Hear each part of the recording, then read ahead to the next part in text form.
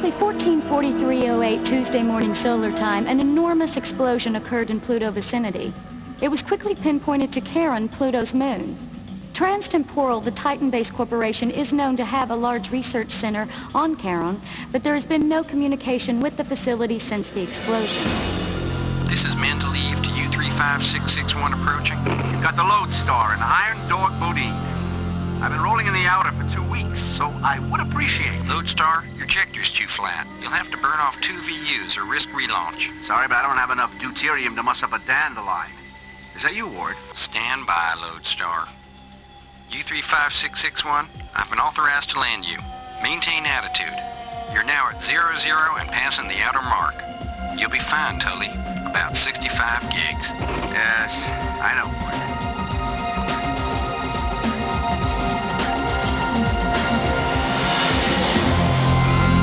The action of LoadStar takes place on the taxiway of a lunar spaceport. The design of this playfield will set the look and feel of the entire game experience.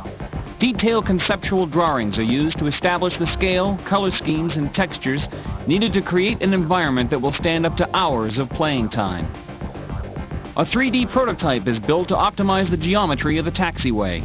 It's an animated blueprint for the more than 250 track segments the player must navigate to escape from the moon. Additional drawings, and in some cases physical models, are used to describe the futuristic architecture that will transform the empty taxiway into a detailed industrial landscape. Final elements are assembled with a battery of Silicon Graphics workstations. After months of production, the prototype footage is recreated as a fully rendered landscape in 16 million colors. High-resolution images ensure that the game will look as good as possible on all future platforms. More blueprints are drawn to describe the various police and military spacecraft that swarm around the player as he navigates the taxiway. The speed, frequency, flight characteristics, and weaponry of each vehicle are scaled during the course of the game to ensure a relentless increase of difficulty. Simplified 3D prototypes are used to fine-tune the animation of hostile ships and artillery traces. Final models are texture mapped, lighted, and rendered against a neutral background, and then digitally composited in real time to create the interactive attack video. The star of the show is LoadStar, a 500-foot space freighter which the player must learn to pilot. Its featured appearance in several of the game's visual effects scenes requires a high level of geometric complexity and detail. Scenes involving the LoadStar are storyboarded to determine the most cost-effective means of producing each visual element. Traditional model building and matte painting are combined with computer graphics to produce dramatic and convincing footage on a limited budget. The LoadStar plans are also the basis for a full-scale model of the cockpit, constructed on a soundstage for use in the game's narrative introduction. This is where the player meets Tully Bodine, veteran truck driver and central character of the LoadStar trilogy. The live-action scenes add the headaches of Hollywood studio production to the problems of the producer.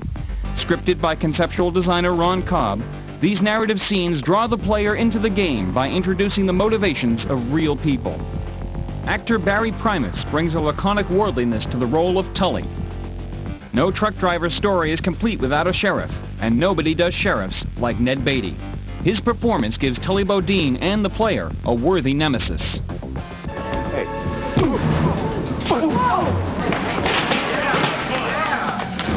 Forget it! You got just 2 hours. Get off my moon. Tully, get back to the outer where you belong. Not all of the live-action sets were built on a soundstage. Tully, I'm gonna fry your ass. The sheriff's cockpit was painted by a digital artist. A drop shadow was added, and Ned's performance was composited to produce the final scene. Tully, I'm gonna fry your ass. Frying asses is the principal activity of LoadStar. This video from the SEGA-CD version shows how enemy attacks, reckless drivers, and other inconveniences create an audio-visual assault on the player that pushes this popular platform to its limits. Careful organization of the video allows game elements to be presented in random sequence so that no two plays are exactly alike. This stack of Power PCs is used to compress the hundreds of video clips, representing several gigabytes of data storage onto a single CD-ROM. Test pressings of the work in progress are evaluated to adjust gameplay and the responsiveness of the controller. The goal is to challenge the player with visually dense, non-stop interactivity that is easy to learn but difficult to master. The so-called marriage between Hollywood and Silicon Valley often felt more like a slam dance during the production of LoadStar. The disciplines of storytelling and filmmaking, so well established and quantifiable, frequently seemed at odds with the concerns of software engineering and game design, which are notoriously subjective and unpredictable. Creating a new company to bring this ambitious project from concept to shelf in less than 1 year was an experience as instructive for its creators as it was for its investors. There are a lot of things about LoadStar we wish we had time to improve. Nevertheless, we're rather pleased with our flagship product and that, at least by Hollywood standards, we were able to spend so few bucks for so much bang.